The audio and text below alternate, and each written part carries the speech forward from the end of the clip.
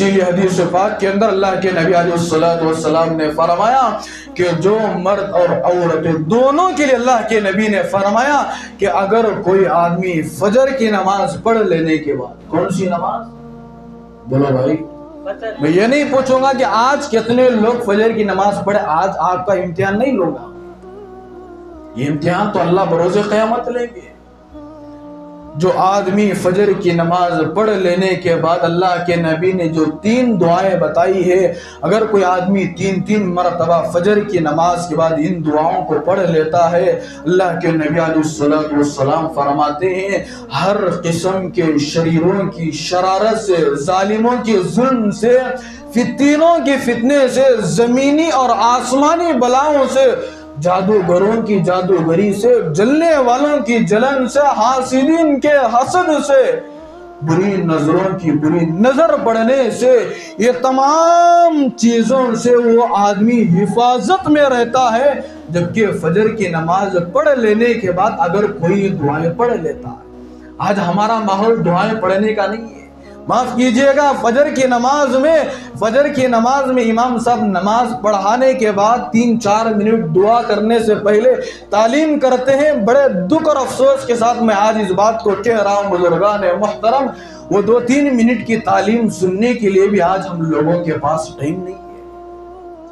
3-4 minute, چلو 5 minute بھی اگر مان لیا جائے، 5 منٹ ایک حدیث پڑھتے ہیں، ایک واقعہ پڑھتے ہیں، ایک واقعہ سننے کے لیے اگر ہمارے پاس ٹائم نہیں ہے تو اللہ کی مدد، اللہ کی نصرت ہمارے ساتھ کیسے ہوگی آپ مجھے بتائیے۔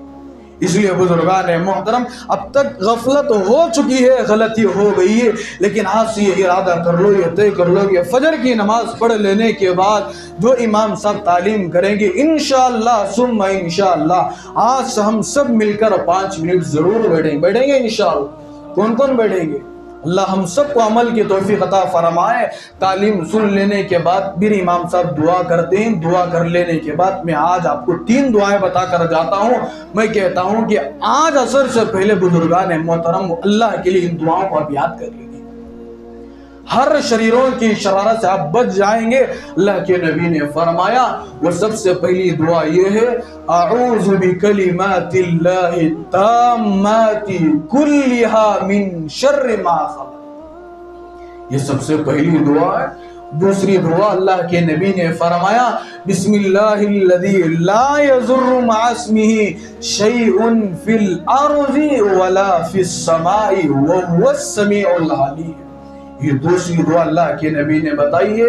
تیسری دعا اللہ کے نبی نے فرمایا رضیت باللہ ربا وبالاسلام دینا وبمحمد النبی صلی اللہ علیہ وسلم۔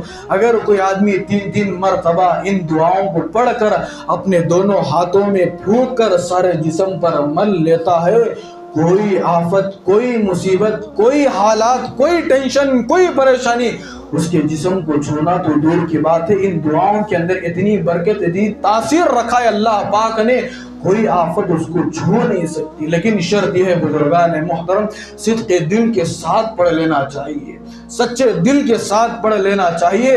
اگر ان دعاؤں کو ہم پابندی کے ساتھ فجر کی نماز کے بعد 3 مرتبہ پڑھنا ہے، کتنے مرتبہ پڑھنا ہے؟ فجر کی نماز کے بعد 3 مرتبہ پڑھ لینا ہے، اور مغرب کی نماز کے بعد 3 مرتبہ یہ دعائیں پڑھ کر اپنے جسم کے اوپر پھونک لینا ہے۔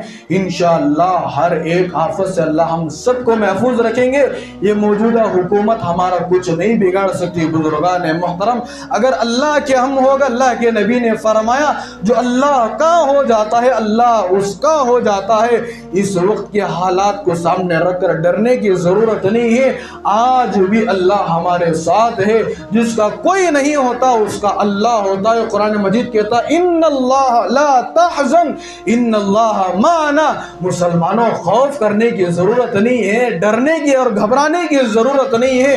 ان اللہ معنا، وقت کے ظالموں سے تم ڈنکے کی چوٹ پر کھڑے ہو کر تم کہہ سکتے ہو ان اللہ معنا۔ تم جتنے کالے قانون بنانا ہے بنا لو، تم جتنے بلیں پارلیمنٹ کے اندر پاس کرنا ہے پاس کر لو، لیکن مسلمان وہ مسلمان ہے جس کے ساتھ اللہ ہے، ہمارے ساتھ اللہ ہے۔ ہمارے حالات میں تم جتنا دخل اندازی کرنا چاہتے ہو کر لو، لیکن اللہ ہمارے ساتھ ہے، کوئی ہم کو بگاڑ نہیں سکتا۔